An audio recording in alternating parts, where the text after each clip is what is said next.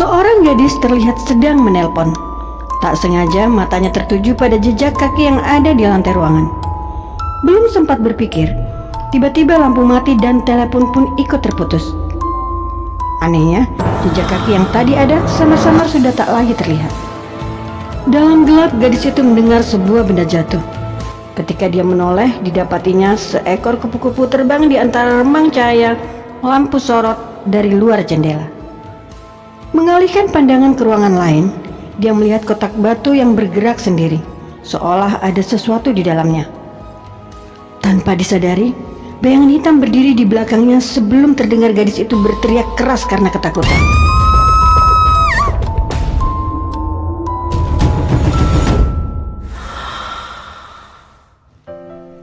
Di hari yang berbeda, seorang imigran gelap asal Meksiko memutuskan datang ke Amerika.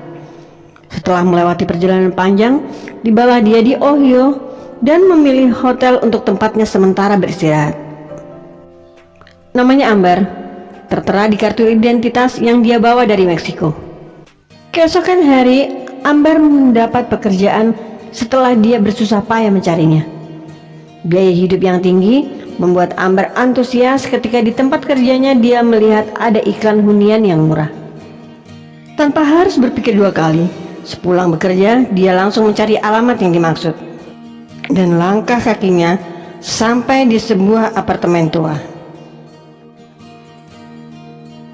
Hai semua, senang kembali bisa temani kalian di MJ Channel. Semoga selalu sehat dan bahagia pastinya. Tolong bantu subscribe, like, dan bunyikan notifikasi ya. Terima kasih. Setelah berada di dalam apartemen, Ambar jadi paham kenapa harganya sangat murah. Tapi tak jadi soal karena memang itu yang dia cari. Kemudian pemilik apartemen mempersilahkan Ambar untuk melihat semua ruangan. Red, laki-laki parubaya tadi, juga memperkenalkan satu orang lagi penghuni bernama Preah. Dia tinggal di lantai bawah. Red meminta uang kos untuk dibayar terlebih dahulu karena memang aturan itu yang dia tetapkan. Ambar segera keluar ketika mendengar suara tangisan. Dia mengintip ke arah kamar Preah dan melihat gadis itu menangis. Tak ingin ikut campur urusan orang, maka Ambar memilih kembali ke kamarnya dan seperti biasa mengenang kebersamaannya dengan sang ibu. Lewat foto juga rekaman-rekaman sebelum beliau meninggal. Paginya Ambar sudah harus berangkat kerja meski badannya masih letih. Di saat keluar dari kamar, dia berpapasan dengan Preah. Bermaksud ingin lebih akrab. Ambar menyapanya terlebih dahulu. Tapi sikap Preah yang ketus membuat Ambar hanya bisa mengangkat bahu. Di tempat kerja, Ambar meminta temannya untuk membantu membuatkan identitas penduduk Amerika.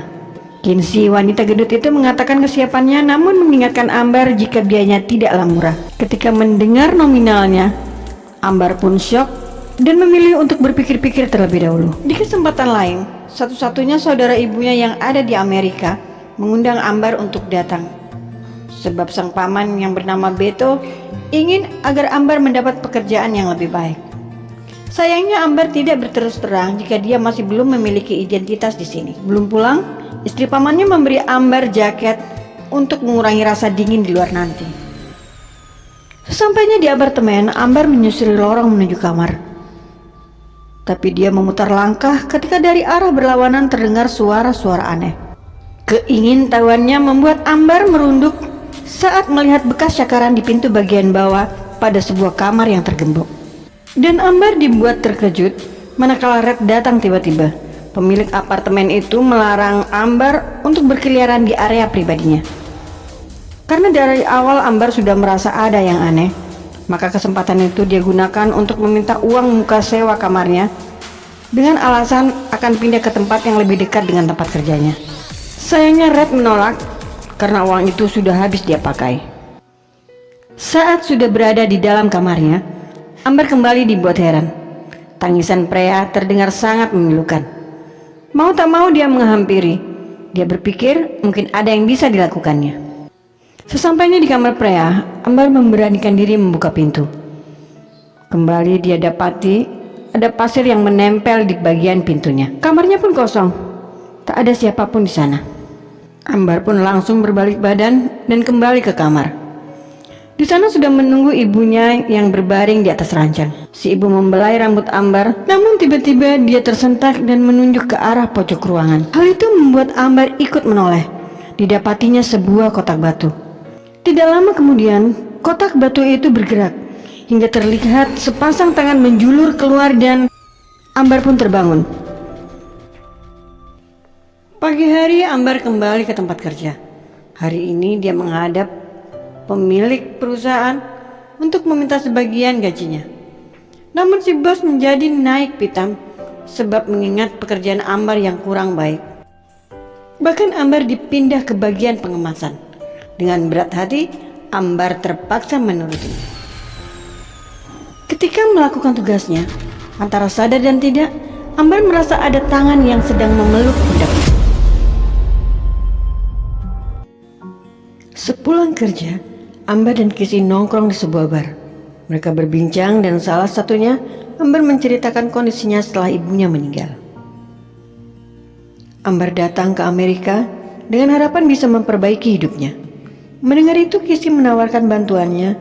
Dia bersedia meminjamkan kekurangan uang Ambar untuk mengurus kartu identitas. Ambar sangat senang. Dia pun langsung menyerahkan uang miliknya dan berharap Kisi secepatnya memberinya kartu identitas. Selang waktu kemudian Ambar pun pulang. Dalam perjalanannya dia merasa kembali ada sesuatu yang aneh pada dirinya. Sebab belakangan ini memang banyak kejadian di luar nalar. Dan saat Ambar menengadah ke atas, dia lihat ada seekor kupu-kupu terperangkap dalam lampu jalan. Namun yang tidak Ambar sadari, ada satu sosok yang mengikutinya. Bersamaan dengan matinya lampu jalan satu persatu. Ketika sampai di apartemen, Ambar melihat seseorang dari kejauhan di kamar bawah. Orang itu sepertinya membenturkan kepalanya ke dinding sambil menceracau tak jelas. Karena sudah letih, Ambar tak ingin memikirkannya. Dia memilih masuk ke dalam kamar. Belum lagi selesai berbenah, Ambar dikejutkan dengan lampu yang menyala di luar kamar. Diikuti suara orang yang terdengar seperti merapal mantra. Beberapa waktu kemudian, Ambar merasa haus. Oleh sebab itu dia datang ke dapur dan ternyata di sana sudah ada dua orang wanita. Ambar pun heran dengan keberadaan mereka, tapi Red datang menjelaskannya. Dan kesempatan itu Ambar gunakan untuk menanyakan siapa laki-laki yang dilihatnya tadi di kamar bawah. Kembali Red menenangkan Ambar dengan mengatakan jika laki-laki itu adalah adiknya yang bernama Becker. Saat kembali dari dapur, Ambar melewati kamar Red. Melihat pintunya sedikit terbuka, rasa penasaran membuatnya memberanikan diri untuk masuk ke dalam. Di dalam Ambar mendengarkan suara-suara aneh dari kotak musik. Dia juga melihat ada buku sejarah, buku ritual, dan yang lebih mencengangkan, Ambar juga melihat gambar kotak batu yang sering ada dalam mimpinya. Keesokan hari Ambar melihat tempat kerja yang ditawarkan pamannya. Dari sana dia langsung menelpon Kinsey untuk memastikan kartu identitasnya, tapi tak ada jawaban. Ambar pun bergegas ke tempat kerja berharap Kinsey telah lebih dulu sampai di sana. Tapi tak ada juga. Bahkan Ambar dibuat sangat terkejut ketika atasannya berkata jika Kinsey sudah tak lagi bekerja di sini. Mengetahui itu Ambar pun sangat jengkel sehingga spontan dia memaki dan parahnya. Sang bos berpikir bahwa makian itu untuk dirinya. Alhasil saat itu juga Ambar kehilangan pekerjaannya. Sesampainya di apartemen, Ambar pun langsung mandi untuk menyegarkan tubuhnya. Lagi-lagi dia terganggu dengan suara-suara aneh yang kali ini berasal dari saluran air di bawahnya. Namun ketika menoleh, Ambar nampak Freya berada di balik tirai. Setelah dibuka ternyata tidak ada siapa-siapa di sana. Ambar pun ketakutan dan dia bergegas keluar. Mendapati Red berada di lorong kamar, Ambar pun bertanya tentang keberadaan Freya. Red menjawab jika Freya sudah pergi beberapa hari yang lalu. Dan Red juga berkata akan mengembalikan uang sewa kamar yang diminta Ambar besok pagi. Ambar pun senang dan mengiyakan sebelum dia berlalu pergi meninggalkan Red. Beberapa saat kemudian Ambar sudah berbaring di tempat tidur. Dia mendengarkan rekaman ibunya sebelum meninggal. Itu yang selalu Ambar lakukan jika dia merindukannya. Entah dari mana datangnya, tiba-tiba seekor kupu-kupu berterbangan di dekat Ambar. Merasa terganggu, Ambar pun segera membunuhnya. Dan dia kembali melanjutkan tidur. Tapi tak lama kemudian, Ada lagi kupu-kupu yang terbang di sekitarnya. Alangkah terkejutnya Ambar ketika melihat sosok ibunya di sana. Dan Ambar pun terbangun dari mimpinya. Untuk yang kesekian kali Ambar bermimpi buruk di tempat ini. Tapi untuk kali ini, yang Ambar lihat bukanlah mimpi. Ketika pintu kamarnya terbuka sebab dia ingat betul sebelum tidur dia menguncinya tadi.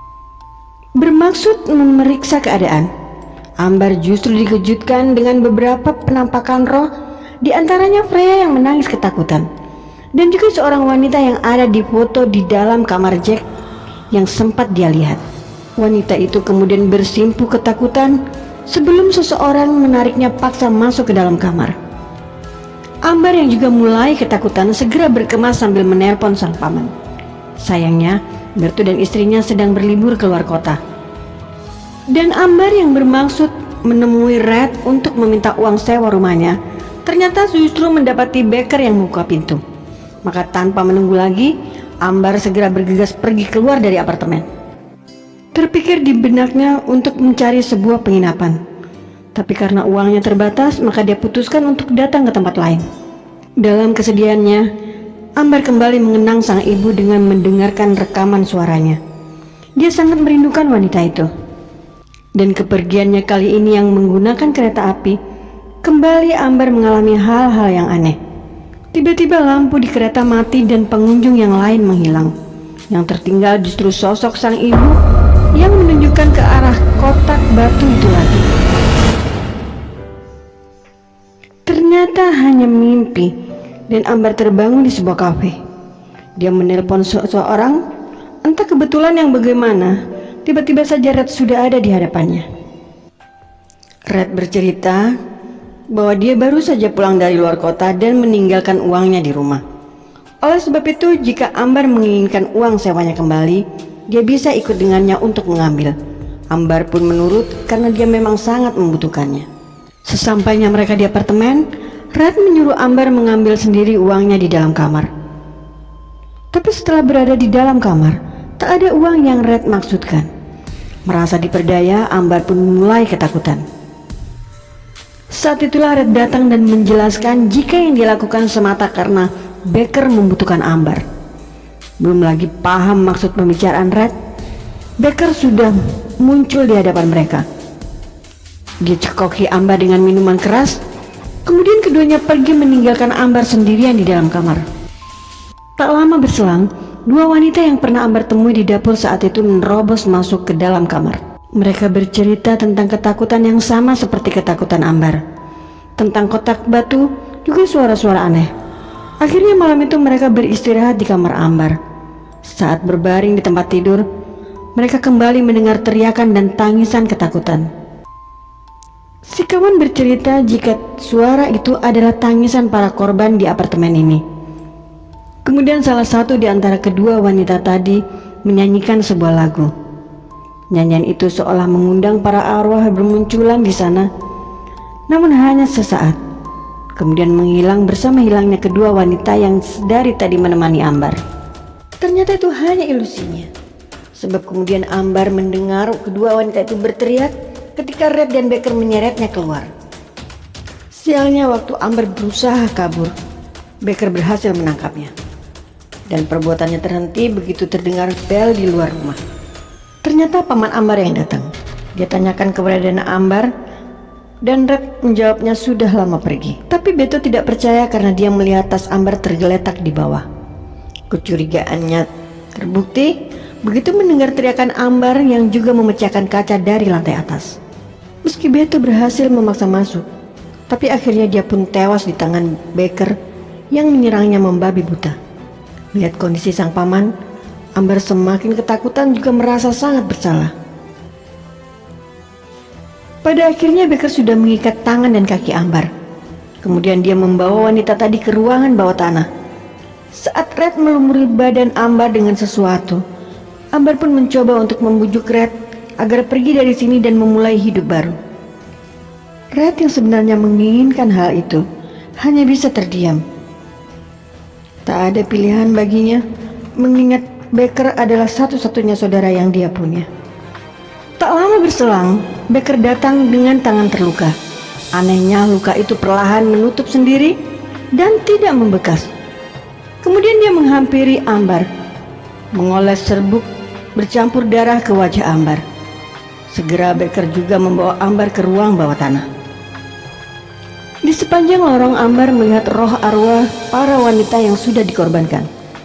Begitu masuk ruangan ritual, tubuh Ambar langsung dihempaskan ke lantai, sebab Becker menyeret tubuh wanita lainnya yang sudah mati untuk keluar ruangan. Ambar tidak pasrah begitu saja. Dia masih terus berusaha untuk keluar meski Becker kembali menangkapnya. Kemudian tubuh Ambar diletakkan di tempat persembahan. Bersamaan dengan itu kupu-kupu berterbangan keluar dari kotak batu seperti yang sering terjadi dalam mimpi-mimpinya. Entah dari mana datangnya, sang paman sudah berada di dekat Ambar untuk membebaskannya. Berdua mereka lari melewati mayat-mayat yang bergelimpangan. Saat hendak mendobrak pintu, Ambar sekilas menoleh dan melihat bayangan ibunya. Tapi begitu pintu terbuka, dia tak lagi mendapati pamannya. Yang Ambar lihat justru dirinya sendiri yang sedang menemani ibunya kala sakit. Ambar benar-benar kebingungan saat dia menemani ibunya.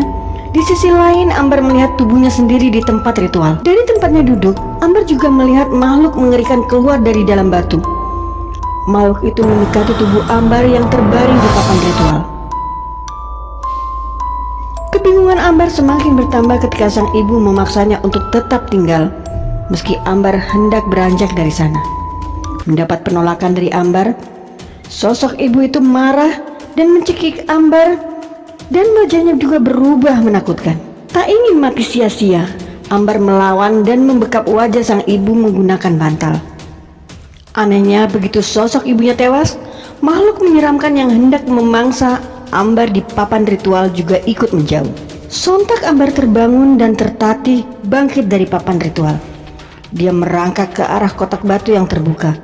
Ambar tutup kotak itu sebelum benar-benar pergi keluar dari ruangan. Di lorong kamar, seseorang mengingatkan Ambar jika Red dan Becker masih hidup. Dengan senjata yang dia temukan di ruangan lain, Ambar mencari keberadaan mereka. Begitu masuk ke sebuah ruangan, Ambar langsung menyerang Red karena dia yang membukakan pintu. Mendengar ada keributan, Becker datang dan langsung menghajar Ambar hingga kakinya patah. Saat Becker hendak membunuh Ambar, seorang wanita yang juga korban Becker datang menyerang. Sialnya, wanita itu justru dilempar Becker dari lantai atas. Ambar yang masih punya kesempatan segera bangkit dan bergerak mengambil senjata, kemudian menyerang Becker bertubi-tubi hingga membuatnya tewas seketika.